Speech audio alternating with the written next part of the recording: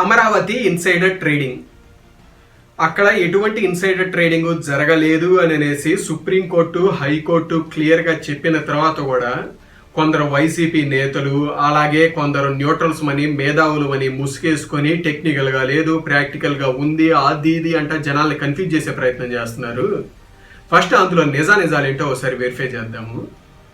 అసలు first insider trading అని వీరు చెప్తున్నది ఏంటి అంటే, అమరావతి అనే రాజధాని ప్రకటన రాకముందే అక్కడ తెలుగుదేశం నేతలు భూములు కొని ఆ తర్వాత రాజధానిని ప్రకటించి లబ్ధి పొందారు అనేది వీరి ఆరోపణ.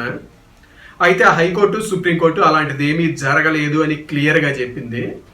సరే, మనం ఆ కోర్టు తీర్పుల్ని పక్కన పెట్టి ఈ వైసీపీ నేతలు ఆరోపణలు చేస్తున్న వాటిలో నలుగురిని శాంపిల్గా తీసుకొని మనంతటా మనమే వెరిఫై చేసుకొని నిజాలు నిర్ధారించుకుందామండి.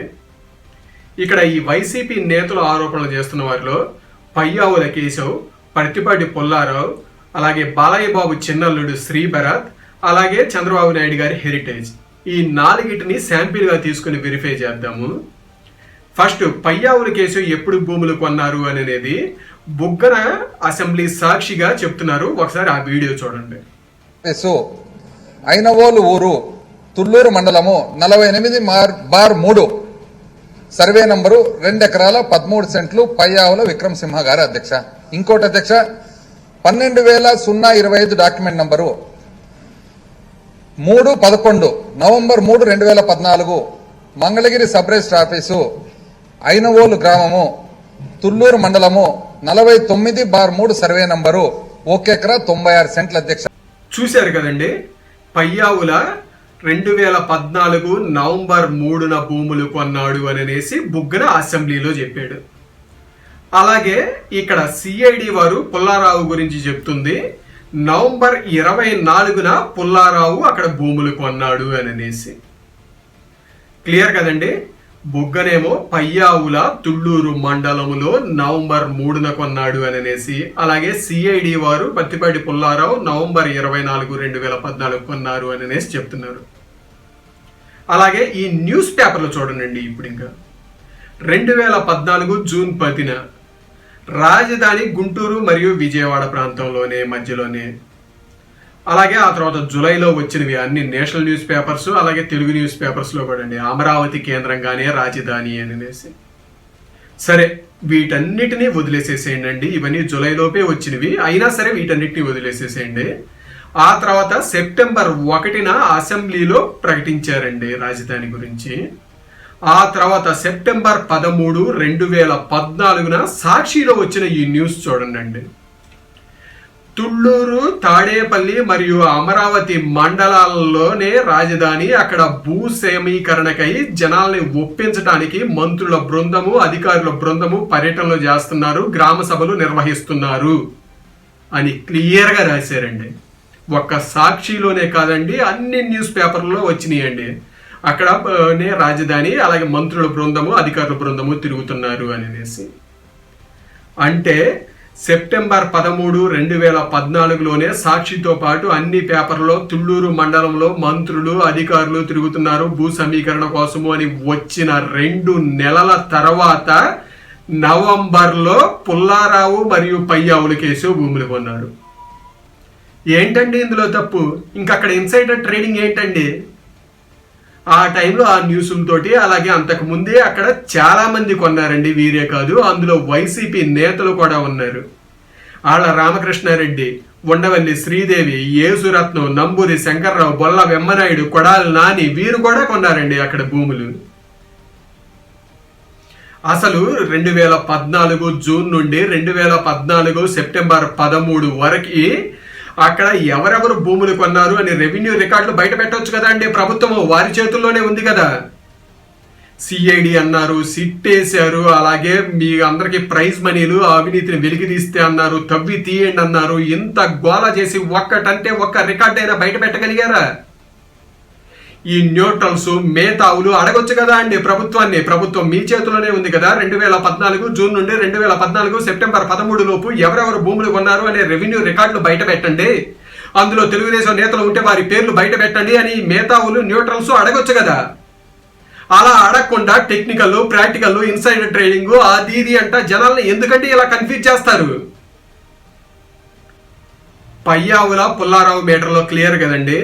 వారి ఇద్దరు భూములు కొంది 2014 నవంబర్లో. అదే సాక్షి మరియు ఇతర అన్ని న్యూస్ పేపర్లలో 2014 సెప్టెంబర్ 13లోనే వచ్చింది. తుళ్ళూరు, అమరావతి, తాడేపల్లి మండలాల్లో భూ సమీకరణ కోసం అధికారులు, మంత్రులు తిరుగుతున్నారు అని అనేసి. అంటే అన్ని న్యూస్ పేపర్లో వచ్చిన 2 నెలల తర్వాత వీరు భూములు కొన్నారు. ఇక నెక్స్ట్ వీరు ఆరోపణ చేస్తున్న ఇంకొక వ్యక్తి నందమూరి బాలకృష్ణ గారి చిన్నల్లుడు శ్రీభరత్ అండి. శ్రీభరత్కి ప్రభుత్వం 498 ఎకరాలు కేటాయించింది అని అనేసి దానికి సంబంధించి బొగ్గన మాట్లాడుతున్న ఈ వీడియో ఒకసారి చూడండి. చెప్తాను అధ్యక్ష, VBC fertilisers and chemicals limited MSP Ramarao garu. ఎవరు అధ్యక్ష? ఎంఎస్పి రామారావు గారు తన బావమరిది అయిన బాలకృష్ణ గారికి వియంకుడు అధ్యక్ష. వియంకుడు జగ్గయ్యపేటలో 499 ఎకరాలు ఇస్తారు అధ్యక్ష. పరిశ్రమ పెట్టేదానికి 499 ఎకరాలు. చూశారు కదండి బుగ్గన చెప్పింది. శ్రీభరత్ కి ప్రభుత్వము 498 ఎకరాలు కేటాయించింది జగ్గయ్యపేట దగ్గర అనేసి. ఈయన ప్రభుత్వం కేటాయించింది అని చెబుతున్నాడు కానీ ఏ ప్రభుత్వం కేటాయించింది అనేది చెప్పలేదు. చూడండి, ఇది వీరి విశ్వసనీయత, ఇవి వీరి తప్పుడు ఆరోపణలు. శ్రీభరత్ కి 2012లో కాంగ్రెస్ ప్రభుత్వం అండి కేటాయించింది ఆ భూములు. అలాగే శ్రీభరత్ కి బాలకృష్ణ కూతురుతోటి పెళ్ళైంది 2017లో. రాజధాని అనౌన్స్మెంట్ జరిగింది 2014లో. అది కూడా ఆ భూములు ఉంది అమరావతికి 120 కిలోమీటర్ల దూరంలో ఉన్న జగ్గయ్యపేట దగ్గర జయంతిపురంలో అండి. అలాగే ఆ భూముల్ని శ్రీభరత్ ఈ రోజు వరకు తీసుకోలేదండి. ఏ రోజో వాళ్ళు ఆ భూములు మాకు వద్దు అని ప్రభుత్వానికే తిరిగి ఇచ్చేశారండి. అక్కడ మాకు బిజినెస్ పెట్టే ఉద్దేశం విరమించుకున్నాము, మాకు ఇంకా ఆ భూములు వద్దు అని అనేసి ఆ రోజే చెప్పారండి వాళ్ళు. ఈ రోజుకు కూడా ఆ భూములు ప్రభుత్వం ఆధ్వర్యంలోనే ఉన్నాయండి. ఏంటండి ఇది? 2012లో కాంగ్రెస్ ప్రభుత్వం కేటాయించింది. అలాగే వారి వివాహం జరిగింది 2017లో. రాజధాని అనౌన్స్మెంట్ జరిగింది 2014లో. అది కూడా ఆ భూములు అమరావతికి 120 కిలోమీటర్ల దూరంలో. అది కూడా ఆ భూములు నేటికి ప్రభుత్వం ఆధ్వర్యంలో ఉన్నవి. మాకు ఆ భూములు వద్దు అని చెప్పిన భూముల్ని శ్రీభరత్కి అంటగడతా ఆరోపణలు చేయటం ఎంతవరకు కరెక్ట్ అండి? ఒక మంత్రి అసెంబ్లీ సాక్షిగా ఇంత నిస్సిగ్గుగా అబద్ధాలు ఆడొచ్చా? ఏమనాలి ఇటువంటి వ్యక్తుల్ని? ఇక నెక్స్ట్ వీరు ఆరోపణలు చేస్తుంది చంద్రబాబు నాయుడు గారి హెరిటేజ్ 14 ఎకరాలు కొన్నది అని అనేసి. ఒకసారి దానికి సంబంధించి బొగ్గన గారి ఈ వీడియో చూడండి. ఫస్ట్ నంబర్ 1 అధ్యక్ష, హెరిటేజ్ ఫుడ్స్ లిమిటెడ్ 14.22 ఎకరాలు వాళ్ళు పర్చేజ్ చేస్తారు అధ్యక్ష. హెరిటేజ్ ఫుడ్స్ డైరెక్ట్ గా వాళ్ళ కంపెనీ అధ్యక్ష హెరిటేజ్ ఫుడ్స్ పర్చేజ్ చేస్తారనమాట. 14.22 ఎకరాలు. అయితే ఆ డీటెయిల్స్ అధ్యక్ష ఏ సర్వే నంబర్లో ఉన్నాయని కూడా చెప్తా అధ్యక్ష. నేను ఏ సర్వే నంబర్లో కొన్నారని చెప్పేసి కంటేర్ అనే విలేజ్ లో అసలు చూశారు కదండి. బుగ్గన చెప్తుంది హెరిటేజ్ ఎక్కడ కొన్నది అని చెప్పారండి? కంతేరులో. ఆ కంతేరు ఎక్కడ ఉందండి? రాజధానికి 20 కిలోమీటర్ల దూరంలో అండి. అలాగే బుగ్గన చెప్పినట్టు హెరిటేజ్ 14.5 ఎకరాలు కొనలేదండి. 14.5 ఎకరాలు కొందామని తర్వాత క్యాన్సిల్ చేసుకుని 9.5 ఎకరాలు మాత్రమే కొన్నారండి. అలాగే హెరిటేజ్ ఒక పబ్లిక్ లిమిటెడ్ కంపెనీ అండి. వారు ఆంధ్రప్రదేశ్తో పాటు ఇంకొన్ని రాష్ట్రాల్లో కూడా భూములు కొనాలి అని అనేసి 2013లోనే రెజల్యూషన్ పాస్ చేశారండి. అది ఇన్సైడర్ ట్రేడింగే అనుకుంటే మొత్తం ఇక్కడే కొనేవాళ్ళు కదండి పెట్టుబడులు. ఎక్కడో ఎందుకు పెడతారు మిగతా రాష్ట్రాలు? అలాగే కనీసం ముందు అనుకున్నట్టు 14.5 ఎకరాలైనా కొనేవాళ్ళు కదండి. అలా కాకుండా 9 ఎకరాలతోటి ఎందుకు ఆగారు? మిగతా ఎందుకు క్యాన్సిల్ చేసుకున్నారు? అలాగే వారు ఆ భూమిని కొంది రియల్ ఎస్టేట్ కోసం కాదు కదండి, చిల్లింగ్ ప్లాంట్ కోసం కదా. అదే వారు ఇన్సైడర్ ట్రేడింగ్ లేకపోతే ఇంకోటి ఏదో అయితే అది రియల్ ఎస్టేట్ కోసం కొంటున్నామని రెజల్యూషన్ పాస్ చేయొచ్చు కదా. అసలు హెరిటేజ్ లాంటి వేల కోట్ల కంపెనీకి రాజధానికి 20 కిలోమీటర్ల దూరంలో, అది కూడా కేవలం 9 ఎకరాలు రాజధాని అనౌన్స్మెంట్ ముందుకి కొన్నా తర్వాత కొన్నా ఎంత తేడా వస్తుందండి? గట్టిగా ₹1 కోటి కూడా తేడా రాదండి. ఇవండి వీరు చేస్తున్న ఆరోపణలు. క్లియర్ కదండి.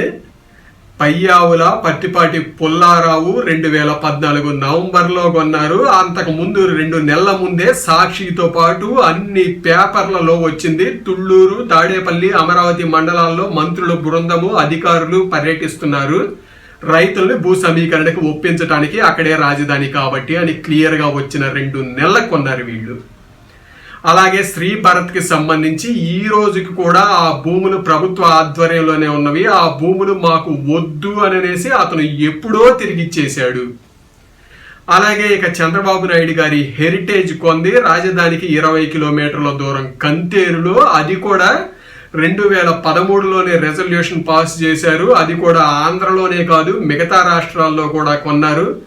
అది కూడా రియల్ ఎస్టేట్ కోసం కాదు, చిల్లింగ్ ప్లాంట్ కు పెట్టడం కోసం. అది కూడా ఉందనుకున్నట్టు 14 ఎకరాలు కొనలేదు, 9 ఎకరాలతోటి ఆగిపోయారు, మిగతావి క్యాన్సిల్ చేసుకున్నారు అనేసి.